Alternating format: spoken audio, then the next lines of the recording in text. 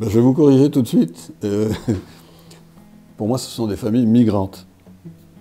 Parce que oui, de plus en plus, hein, sur Montréal en tout cas, on a énormément de familles qui proviennent d'origines différentes. Hein, mais ce sont des familles migrantes. Ce qu'on oublie trop souvent, c'est que l'immigration a été précédée de l'émigration. Donc, pour comprendre ce que vivent ces familles, il faut d'abord comprendre leur parcours migratoire. Il faut comprendre comment a été prise la décision. Alors, étant moi-même un immigrant, je veux vous dire que c'est long, la décision.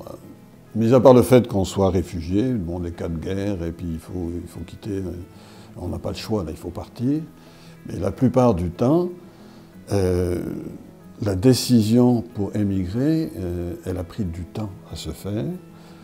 Il a fallu y réfléchir. Ensuite, il a fallu se dire quand est-ce qu'on part, où on part, à quel endroit on va. Et il a fallu aussi passer par toutes les démarches administratives. Et ça prend du temps.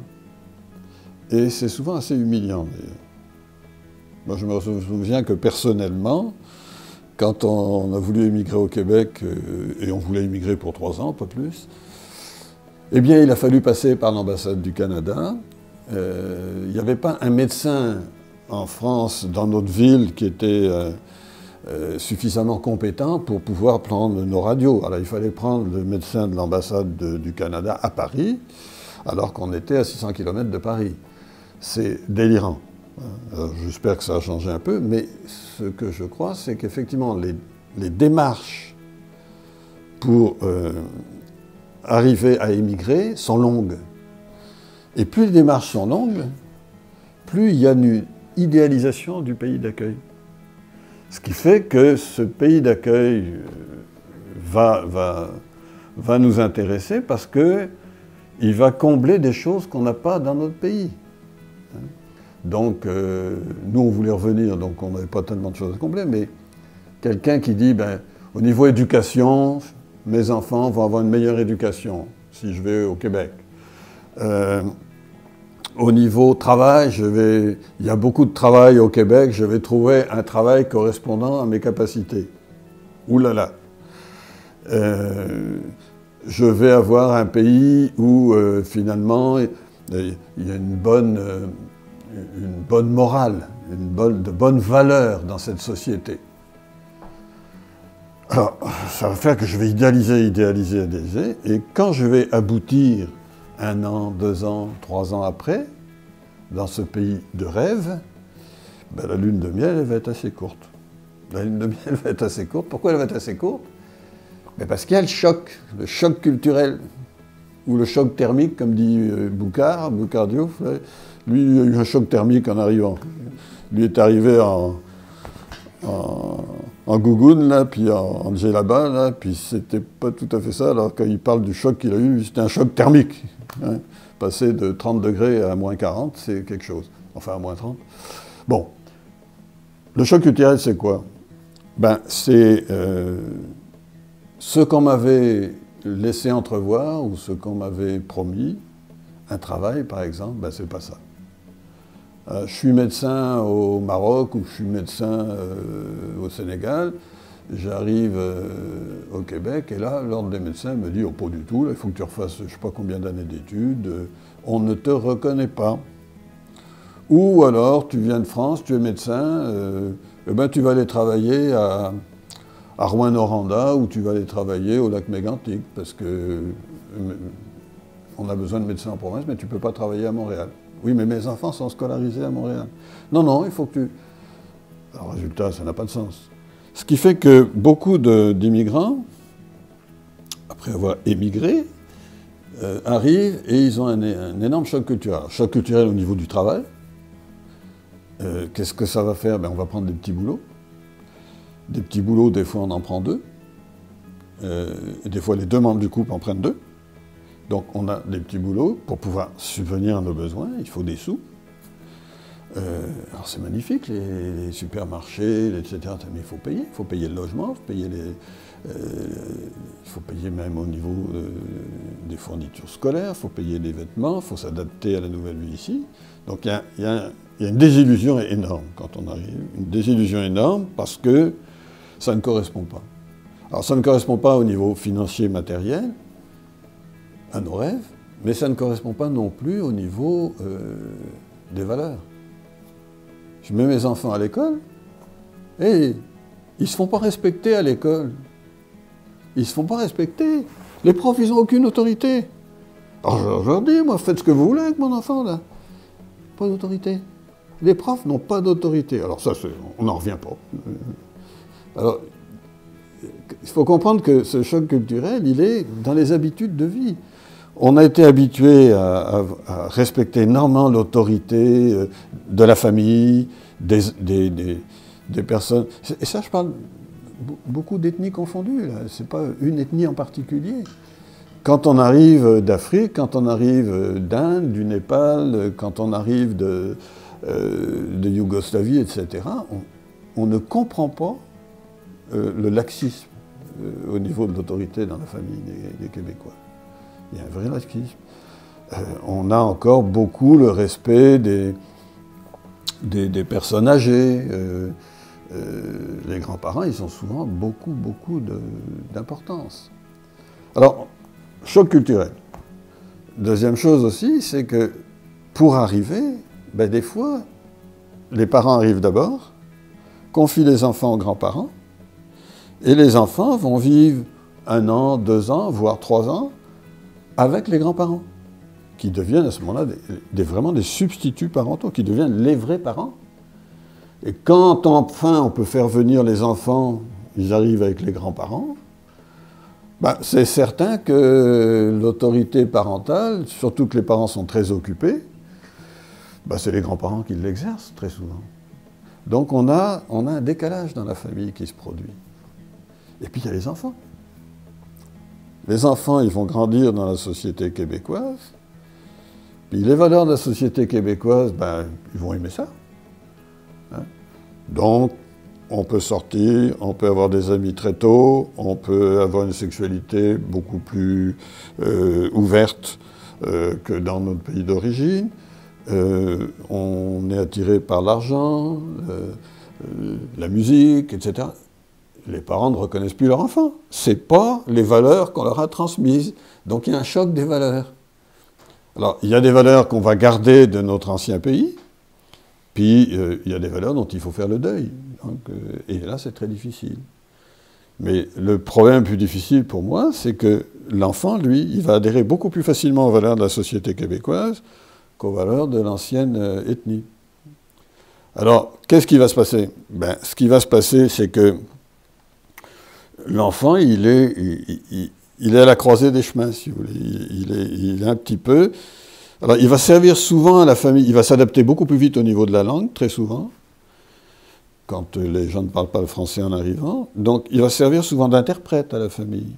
Alors, il y a souvent un des enfants qui va être un peu parentifié, qui va faire les démarches pour tout ce qui est administratif, impôts, tout ce que tu veux, tout ce que vous voulez. Il va faire ces démarches-là à la place des parents. Donc il va devenir comme un peu indispensable, et en même temps, lui, il adhère beaucoup aux valeurs de la société québécoise, et il est perçu comme un étranger par les Québécois, alors qu'il est beaucoup plus québécois qu'étranger. Et c'est là tout un paradoxe, finalement. Alors, ils sont un peu dans un conflit de loyauté, les enfants. Conflit de loyauté entre les valeurs enseignées par leurs parents et les valeurs de la société québécoise. Alors c'est très difficile. Souvent, on parle d'ailleurs de bilinguisme pour les enfants. Moi, je ne sais plus qui disait ça, mais c'est mieux de parler de semi-linguisme, parce qu'ils sont mal à l'aise dans toutes les langues, finalement. Alors, ils deviennent un peu l'interprète, mais ils sont aussi pas bien dans chacune des langues qu'ils vont utiliser. Hein. On va parler... papa et maman vont parler anglais au travail. Les grands-parents vont parler l'ourdou ou le bengali, enfin peu importe, et l'enfant va parler le français à l'école. Alors, c'est tout un melting pot, hein, et c'est quelque chose d'assez envahissant pour cet enfant. Cet enfant, en plus, il y a le problème des valeurs religieuses. Hein. Donc, moi, je crois que les religions sont beaucoup plus proches l'une de l'autre qu'on l'en pense actuellement. On insiste beaucoup sur les différences entre les religions, mais c'est vrai qu'actuellement, on a des mouvements un peu de rejet par rapport à des extrémismes religieux. Ce qu'on oublie, c'est que les extrémistes religieux ne sont pas uniquement musulmans. Hein. On a eu des extrémistes religieux au niveau de la religion catholique qui n'étaient pas piqués des vers. Hein. Il n'y a qu'à se souvenir de l'Inquisition ou simplement de la guerre en Irlande. Hein. C'est pas plus compliqué que ça. Donc, ces extrémismes-là, ils ne sont pas propres à une religion. Actuellement, on a fait un peu ça, mais il y a des tas de valeurs communes. Quand on lit le Coran, quand on lit les textes hindouistes, quand on lit la Torah, quand on lit la Bible, le déluge, il existe dans toutes ces religions-là. Donc, il y a des tas de bases communes. Il y a beaucoup plus de ressemblances que de différences. Mais, je dirais que l'intégrisme religieux est plus le fait des religions qui sont un peu nouvelles pour le Québec. Ce qui fait qu'on va rejeter ces intégrismes-là, et à juste raison d'ailleurs, il faut rejeter l'intégrisme, mais on oublie qu'il y a des tas de gens qui ne sont pas intégristes, et qui vivent leur religion de manière tout à fait paisible.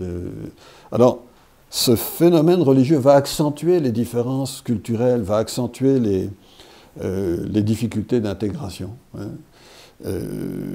Et plus vous êtes minoritaire dans une société, plus vous allez défendre vos valeurs. Donc on va avoir des parents très accrochés à leurs valeurs et des parents qui vont rejeter un peu ce qui se passe dans la société québécoise. Alors il y a plusieurs manières de s'intégrer. Donc il y en a qui vont dire « je rejette toutes mes valeurs d'autrefois ». Bon, ça c'est l'assimilation totale, un petit peu comme on la pratique en Europe. On dit la France, mais je pense que c'est toute l'Europe. Donc l'assimilation totale. On va avoir au contraire ceux qui disent qu'il faut un pluralisme extraordinaire, comme on le dit dans le reste du Canada, mais qu'on ne le fait pas en fait. Et puis on va dire il faut faire une espèce d'intégration. Il faut que ces cultures-là nous amènent quelque chose et qu'on leur amène quelque chose. Alors c'est, je crois, que la voie qu'a choisi le Québec, mais c'est pas facile. C'est pas facile. Et ce qui n'est pas facile, c'est tous les préjugés qu'on a sur les autres cultures. Je suis vraiment étonné. Moi, j'ai vécu un peu en Afrique, j'ai vécu au Sénégal, j'ai vécu au Maroc quand j'étais jeune, etc. J'ai vécu en Algérie. Si je vois une famille algérienne en face de moi, je ne vais pas leur dire « j'ai vécu en Algérie ». Ils connaissent l'Algérie bien mieux que moi. Je vais leur demander « expliquez-moi votre Algérie ». Et curieusement, ce n'est pas en parlant beaucoup qu'on va se rapprocher, c'est en vivant ensemble. Si je veux rencontrer une famille algéroise, même si j'ai vécu en Algérie, je vais parler de nourriture, je vais parler de bouffe, tout simplement. Pourquoi? Mais parce que c'est comme ça qu'on connaît les habitudes des gens, c'est comme ça qu'on connaît, et ils vont être extraordinairement ravis de me montrer leur culture. Alors, au fond, on est en train de construire un espace commun, un espace interculturel. Je les découvre, ils me découvrent. Et c'est ça qui est fondamental dans l'accueil des familles émigrantes et immigrantes. Ce qui est fondamental, c'est de les connaître dans le vécu quotidien et non pas dans les stéréotypes qu'on a sur ces gens-là. Et je crois que les stéréotypes, c'est ce qui est le pire dans... Moi, je suis arrivé ici, j'étais français, donc forcément, les Français, ils battent leurs enfants. Forcément, les Français, ils sont prétentieux. C'est fatigant. C'est fatigant d'entendre ça à longueur de journée. J'ai quitté plusieurs fois le cours à l'université parce que ça veut dire tu ne me comprends pas du tout. C'est pas ma culture. C'est ce que tu crois être ma culture. Alors je crois que si on arrive avec des idées toutes faites sur la culture des gens qu'on reçoit au Québec, c'est une catastrophe. Donc, au fond, les familles immigrantes, elles nous donnent une leçon d'humilité. On a à apprendre à les connaître et à découvrir d'autres valeurs que les nôtres.